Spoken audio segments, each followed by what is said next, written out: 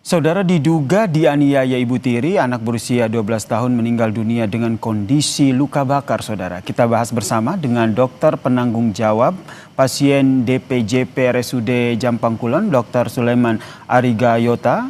Selamat petang, dok. Oke, suara saya jelas? Jelas, Mas. Dokter, sebagai penanggung jawab pasien saat itu pertama kali tiba, kondisinya seperti apa, dok? Bisa diceritakan? Baik, Mas Yasir. Jadi benar bahwa pasien atas nama Nizam ini datang ke IGD Rumah Sakit Umum Daerah Jampang Kulon, di mana saat pertama sekali datang ke IGD, kita langsung ditangani oleh dokter triase untuk memilah apakah ini mengalami kegawat daruratan atau tidak. Ternyata kita menemukan kegawat daruratan, kemudian selanjutnya dilakukan pemeriksaan oleh dokter IGD. Setelah dari dokter IGD baru ke saya sebagai dokter spesialis anak untuk menjadi sebagai dokter penanggung jawab pasien. Benar, pasien ini saat datang ke IGD kita melakukan pemeriksaan dan melakukan anamnesa pemeriksaan terhadap pasien, kemudian menanyakan kondisi pasien kepada ibu dan bapak pasien yang datang saat itu mengantarkan pasien. Dari pemeriksaan memang kita menemukan keluhan utama yang disampaikan oleh keluarga adalah ada luka di tubuh pasien. Dari pemeriksaan yang kami dapatkan, memang kami temukan berbagai luka di beberapa posisi di tubuh pasien, mulai dari wajah, sekitar mata, hidung, kemudian di beberapa bagian di tubuh, kemudian di anggota gerak tangan dan kaki, di mana lukanya ini berbagai kondisi, ada yang sudah sedikit mengering, ada yang luka lebam, kemudian ada yang terkesan seperti luka bakar. Nah, termasuk ada luka bakar begitu ya? Karena informasinya korban ini meninggal akibat luka bakar yang derita begitu. Saya mau konfirmasi betul demikian atau ada luka lain yang mengakibatkan akhirnya korban meninggal dunia?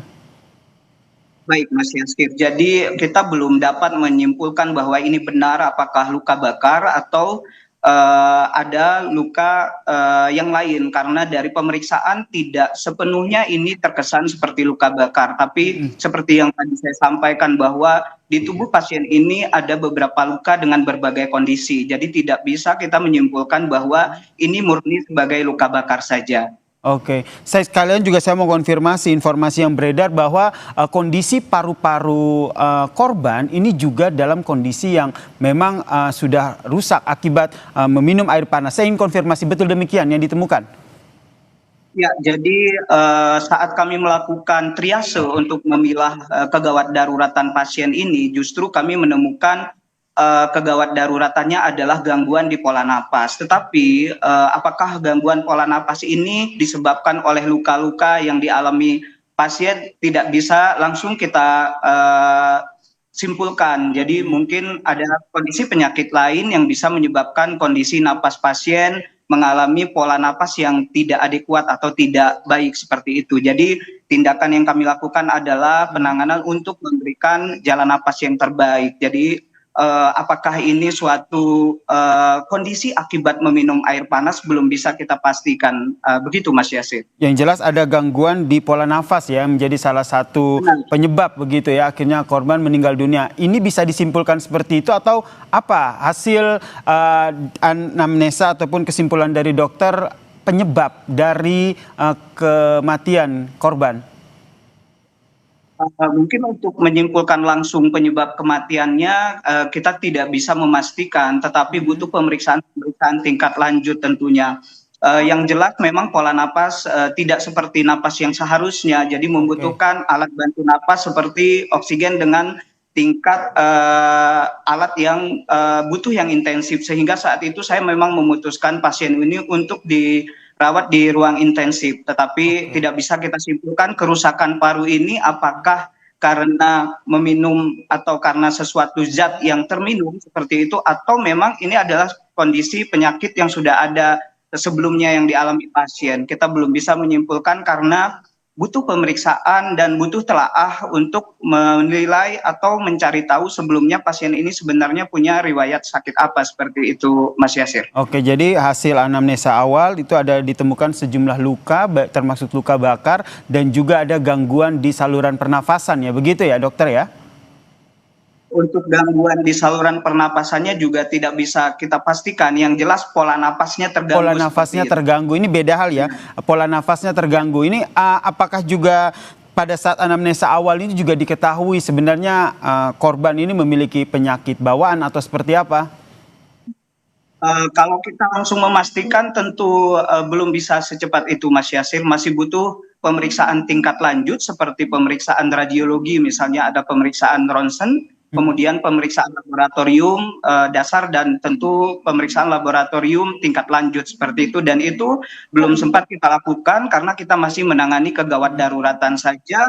Andai kegawat daruratan telah terlewati, pasien sudah tenang, barulah kita melakukan pemeriksaan tingkat lanjut untuk mencari tahu sebenarnya penyebab kematiannya apa, seperti itu Mas Yasir. Ya, ini ingin saya dalami juga tentu adalah terkait dengan seperti apa begitu luka lebam maupun luka bakar yang diderita oleh korban. Ini yang masih akan saya tanyakan dok, tapi nanti akan kita bahas usai jeda, dan usai jeda saya juga akan mengajak Komisioner KPAI Ibu Diah Puspitarini untuk bergabung bersama kami untuk membahas terkait dengan kasus ini. Tetaplah bersama kami di Kompas Petang, saudara.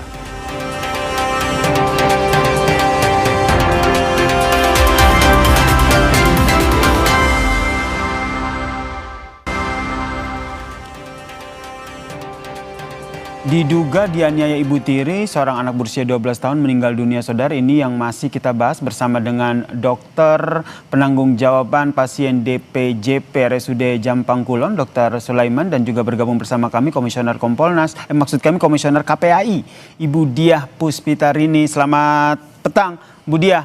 Saya ke Dr. Sulaiman dulu, dok. Pada saat korban datang, bisa tergambarkah bagaimana kondisi psikis korban, kemudian ia didamping oleh siapa saja? Jadi saat datang ke IGD, pasien ini atau korban didampingi oleh ibu dan ayah korban. Saat itu kondisi pasien memang terlihat mengalami gangguan napas, jadi untuk psikologis seperti agak terganggu, tetapi kita tidak bisa menyimpulkan ini apakah murni gangguan psikologis atau karena sedang menahan rasa sakit. Jadi terkesan memang sedikit ada permasalahan psikologis, tapi kesimpulan saya tidak bisa menyimpulkan ini murni mengalami gangguan psikologis atau memang karena sedang menahan rasa nyeri sehingga tidak mampu menjawab pertanyaan kita dengan baik. Seperti itu Mas Yasir. Yang mendampingi siapa saja saat itu terpantau? Saat di IGD yang mendampingi ibu dan ayah pasien, Mas Yasir. Ibu yang dimaksud ibu tiri, begitu ya? Iya, ibu tiri. Oke. Baik, saya ke Bu Diah. Bu Diah, tentu kita masih menunggu hasil penyelidikan dari polisi, otopsi juga hasilnya belum keluar. Tapi kemungkinan seperti apa yang dilakukan oleh Ibu Sambung terhadap seorang anak ini? Karena diduganya memang dia dianiaya oleh ibu tiri. Jadi yang pertama kami turut prihatin dan menyampaikan duka yang mendalam atas meninggalnya Ananda N yang tentu saja kita masih mencari tahu ya penyebab kematiannya. Namun yang jelas kalau kami melihat apakah ini ada kaitannya dengan KDRT ya. Dalam KDRT kekerasan dalam rumah tangga itu ada beberapa jenis. Kemudian kalau kami mensinyalir, kami juga berkomunikasi ya, mencoba berkomunikasi dengan pihak kepolisian Polres Sukabumi. Kami mensinyalir ini ada kaitan dengan filisida, Mas, yakni pembunuhan yang dilakukan oleh orang tua kepada anak, walaupun mungkin atas dasar ketidaksengajaan.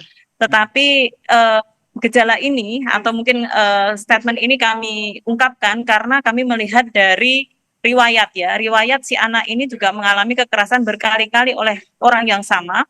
Kemudian yang kedua, ayahnya pernah melaporkan ya. Tahun yang lalu atas dugaan kekerasan, dan sebenarnya kalau kita melihat foto-foto saja itu sudah bukti ya, salah satu bukti bagaimana si anak ini juga mengalami kekerasan yang terjadi di dalam rumah tangga. Namun Jadi melihat mohon dari maaf saya potong Mbak Dia, berarti dari KPAI sendiri sudah dapat informasi betul bahwa korban ini sebelumnya sudah mengalami penganiayaan dari orang yang sama? ya betul, kami mendapatkan informasi demikian, Mas. Oke, kemudian salah satu bukti yang akhirnya menyebut bahwa ibu tirinya atau ibu sambungnya yang menjadi yang diduga melakukan penganiayaan adalah video yang tersebar. Mungkin dokter dan juga Mbak Diah juga sudah melihat ketika ditanyakan siapa yang melakukan pemukulan secara terbata-bata dengan kondisi yang sakit. Begitu ironi begitu kita melihat video tersebut, ia menyebut sang ibunya lah melakukan kekerasan itu. Dari potongan video ini sejauh mana akhirnya polisi bisa menjadikan hal ini sebagai bukti awal? Ya, saya kira itu sudah salah satu alat bukti ya, karena kan pengakuan dari anak yang bersangkutan ya. Terus yang kedua, ini juga harus ditunjukkan dengan otopsi. Makanya tadi perlu saya menekankan kembali ya dokter dan juga kepada pihak yang berwajib, otopsi ini otopsi dalam. Ya, memang waktu untuk otopsi dalam agak lama, tetapi ingat, saya khawatir ini nanti juga agak waktunya agak lama ya dok. Jadi kami juga berharap ada apsifor yang diturunkan mas, asosiasi psikolog forensik. Untuk apa? Untuk menggali dan lebih jauh ya, kenapa si anak ini apa yang terjadi, dan ini juga bisa menjadi alat bukti yang kuat selain otopsi. Walaupun otopsi itu sebenarnya sudah alat bukti yang sangat kuat, dan video kemarin ya. Itu dua alat bukti yang bisa kuat. Nah, kami melihat begini Mas, fenomena di Indonesia ini, dan kami mengkaji felisida, pembunuhan yang terjadi pada anak dan dilakukan oleh orang terdekat ini memang paling banyak adalah maternal felisida. Tahun 2024 itu ada 60 kasus ya felisida. Dengan pelaku ibu itu paling banyak, dan ibu ini juga ada ibu kandung, ada ibu tiri gitu ya. Nah, kemudian di tahun 2025 ada 40-an kasus ya. Ada datanya, kami punya datanya lengkap, by name by address juga. Tetapi menarik di kasus ini Mas Yasir, yang menarik di kasus ini, karena di kasus-kasus felisida itu biasanya anaknya ini usianya balita atau di bawah 6 tahun. Namun berbeda dengan kasus ini ya, anaknya sudah remaja begitu.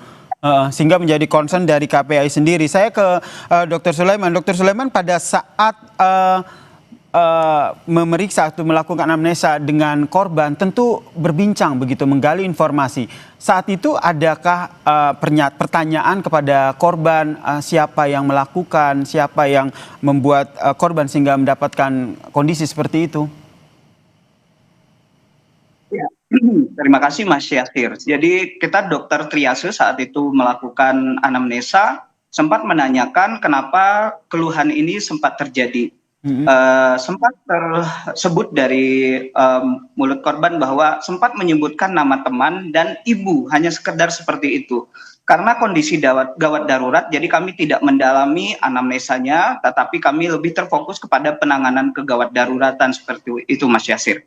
Jadi tidak ada pertanyaan spesifik yang kami ajukan, kenapa kondisi luka-luka dialami itu disebabkan oleh apa, seperti itu Mas Yasir. Tapi tadi sempat bertanya ya, dan jawabannya ada secara tidak anak, teman dan juga ibunya begitu ya?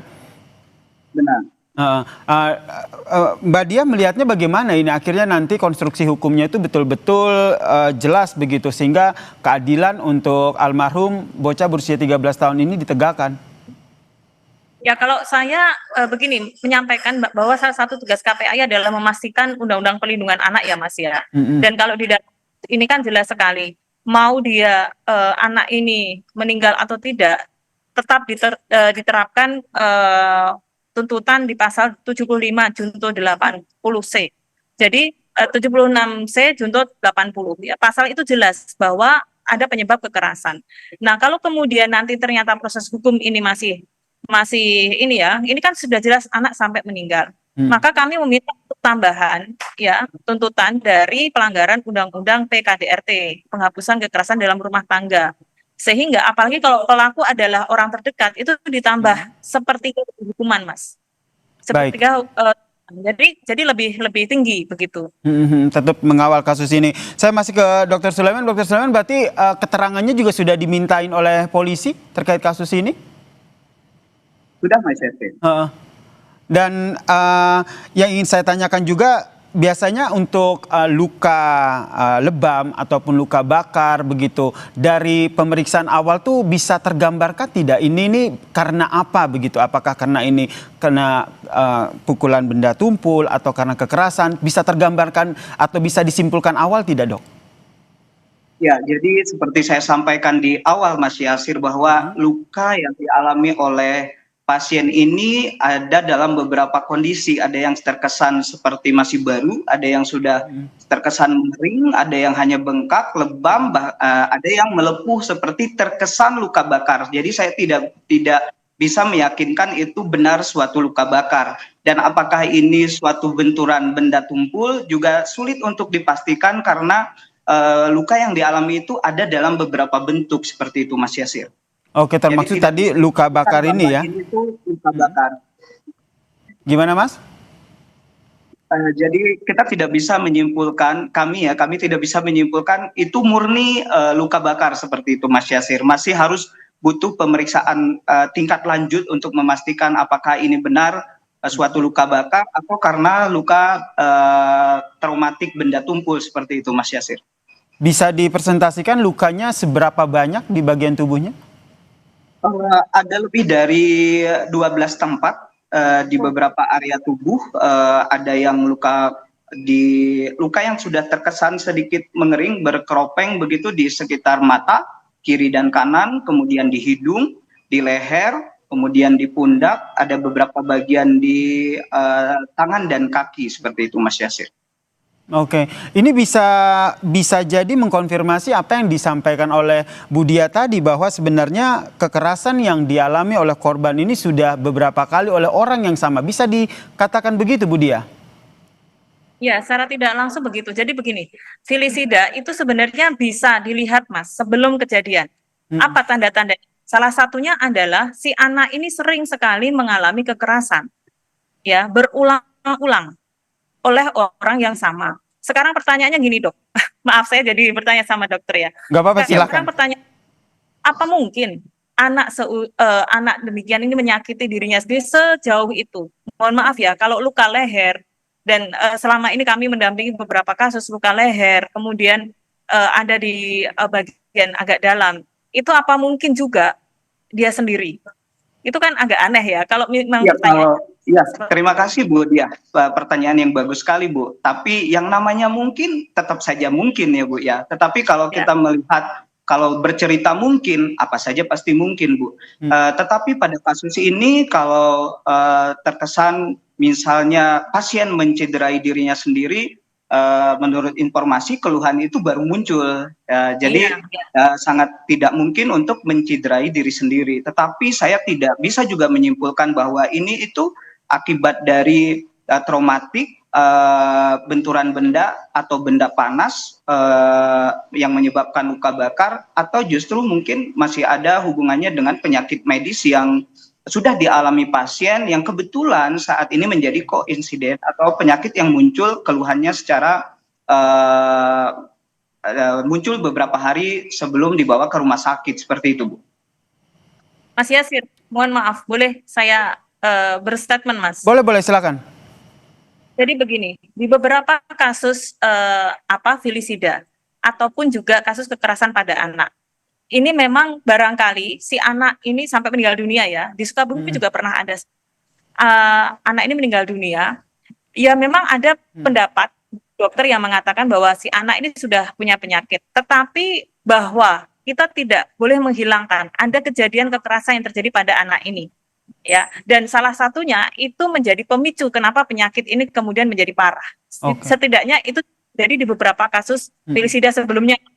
Nah, kami berharap kepada aparat penegak hukum untuk betul-betul mengungkap dengan transparan, kemudian juga memproses hukum ini dengan cepat, sehingga diskursus ataupun kebingungan masyarakat ini tidak berlarut, dan kita harus mencari ini segera dicegah jangan sampai kejadian ini terulang lagi, gitu kan Mas? Baik, ini harapan kita bersama ya, jangan sampai kejadian ini terulang kembali, dan KPAI juga dan kita bersama ya begitu ya, tetap mengawal kasus ini karena sungguh ironi begitu ya, bocah yang masih berusia 13 tahun ini meninggal dunia diduga dianiaya oleh ibu tirinya. Terima kasih Dr. Sulaiman, terima kasih Bu Diah telah bergabung bersama kami di Kompas Petang. Salam sehat semuanya.